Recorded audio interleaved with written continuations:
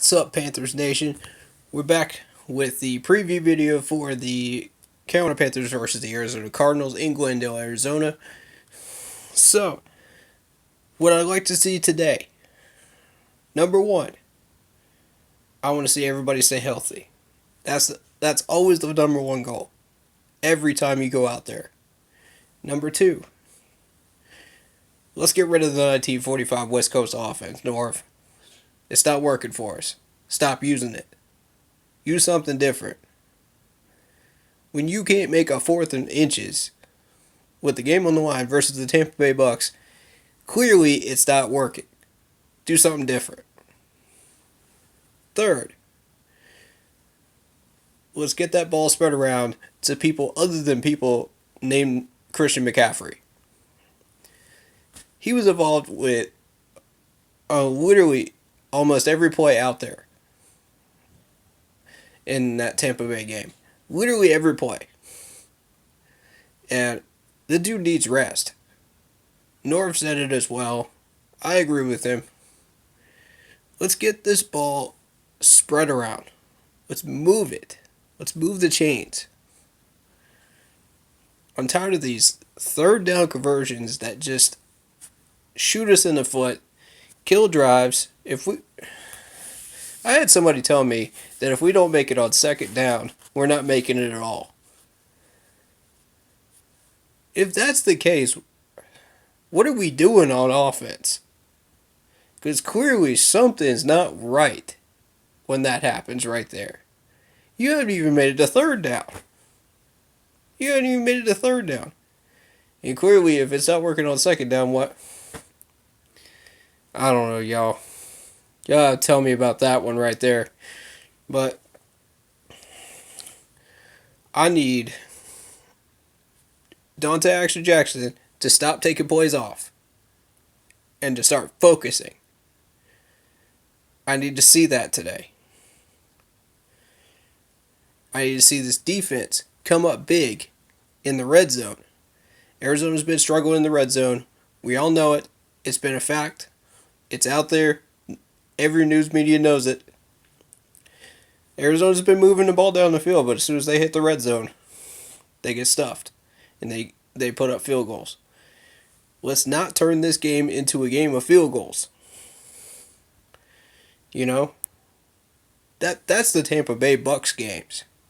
Let's not do that again. Let's score some touchdowns, and I believe in Kyle. I believe Kyle can do that. I believe in Kyle. I believe that any plays that you give to Kyle, he'll be able to execute a little bit better right now than Cam would in his injured state. And he's thinking clearly. Yeah, he might miss some passes, sure. He might make some mistakes, sure. He might throw it into double coverage or triple coverage, sure. But at least he's thinking smartly. Kyle is. And that's the difference. You know, you got the coaching staff and Cam Newton lying to us about Cam's injuries. So I have zero problem with Kyle coming in and taking care of business today. We have got to turn it around right now. The rest of the division is 1-1, 1-1, 1-1, and we're 0-2. It's time to turn it around right now. It's not too late. It is not too late, folks. Honestly, with the team right now, the way it is, I don't know whether this win is going to help us or hurt us down the road. But I'd like to see us try, at least. Let's get a win. So, you know, it's not taking time yet. It's nowhere near taking time yet. We got to get a win. We got to put a W in the board.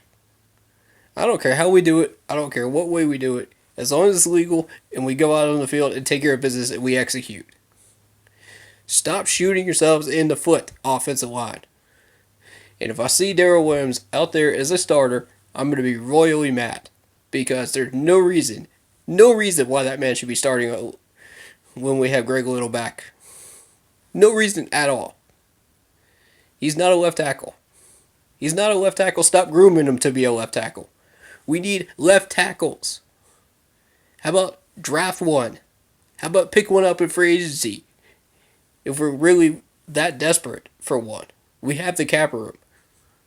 Why are we converting a right guard to left tackle when we have the money to spend and we have left tackles at our disposal and one in the practice squad? What are we doing? Like, fix the line. And if I see that, I'm going to blame the coaches, and the coaches are going to be under fire in my post game video. They're going to be under fire in the halftime video, and they're going to be under fire in the post game video. Guarantee it. I do not want to see number 60 over there at left tackle at all. At all, for whatever reason, any reason at all. None. I don't care where he's on that depth chart. You screwed up the depth chart. And the defenses are making us pay for it. So that needs to stop. Alright, guys. We need to be wary of the guy tied up with Luke Kuechly on the tackles list. He's tied up with 26 tackles, and guess who's at the top? Everybody thought Thomas Davis was washed up. Nope, 27. Look at this man in a Charger uniform, still getting 27 tackles, even though everybody says, "Oh, Thomas Davis is done." We don't need him in Carolina anymore. He's too big of a contract. The man still wants to play. Let him eat that money, man. Let him eat that money. Let him eat those tackles, man. That's what we're talking about right here.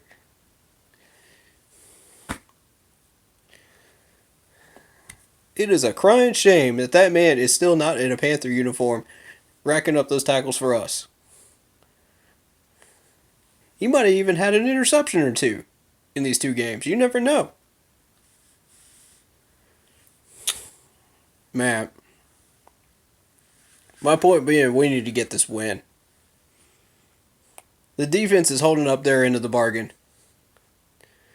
Bradbury's looking like a shutdown corner right now. That's 2 years now. I am officially calling him a shutdown corner at this point. You hear that, Norman? You hear that, Josh Norman? Bradbury is a shutdown corner. He's had 2.5 years now to perfect his craft. You only had one. Don't tell me that you're a shutdown corner and ask for all that money. Don't do that. The Redskins were really stupid to pay him all that money, and look how many times he's gotten burned. And y'all gonna tell me that he's a shutdown corner? I think that agent got in his head. Anyway, that's a debate for a different day. My point being, Bradbury's looking like a shutdown corner out there, so we should be able to take care of business against these number 1 and number 2 wide receivers if he gets on them. One-on-one. Deep downfield, I'm not even worried about that. If he takes a play off every once in a while, I won't be thrilled about it, but, I'm not going to get crazy about it. I'm not going to get crazy mad because he's been having a really good season so far. But, we just need to get things moving. Greg Olsen needs to get more involved. Chris Hogan needs to get more involved. DJ needs to stop fumbling and having breaks for hands. This team has got to get it together. We're sitting here 0-2, folks. I had people all last week saying, "Oh, don't forget, there are teams that went 12 wins after getting 2 losses." Does it look like this team is capable of that? I mean, be realistic, folks. Does it look like this team can handle 12 wins right now? For real. Be honest with yourselves. I still see 9, but it's a stretch. It's a stretch at this point. And I'm going to put out a 3-week assessment prediction video later on this week. And we're going to see exactly where we are versus all these other teams. We're gonna we're gonna discuss the patterns, good and bad, that we've seen, and how that's gonna affect us down the road in that video. So I'm expecting to get in depth with that one. That's gonna be a lot of fun. Hope you guys enjoyed that rant on Norv Turner earlier on. I had fun making that video. I was just like, let these people chew on this one. Because everything that was said in that interview was just pure garbage. Pure garbage coming from the mouth of Norv Turner. And I've been a supporter of that man for years. I've been a supporter. You know, give me something to work with, Norv. Give me some bullets to defend you with, man. Because, like, come on, man. You can't be saying stuff like that in an interview after a loss like that. That's just unbecoming of our staff, of our organization, and who we are as Panthers. You know, and I'm not thrilled with it. This coaching staff has got to pull back and get control of the reins of this team, or we're going to keep continuing to slide. So that's my preview video for today. Hope you guys enjoyed it. I think if we can shut them down in the red zone and hold them to field goals, and we can score some touchdowns, I think we should be able to win. Yeah, the spot is Arizona by 2, and I think that's accurate. They had us favored by 4 points earlier on in this week, and I was just like, are you guys like seeing the same scoreboards that we are? Like, come on. Like, I have no idea what happened there. But somehow, Vegas was just like, oh, okay. Even though despite the Buccaneers loss, the Arizona is really that bad. They're not. They're not that bad. And we're not that bad either.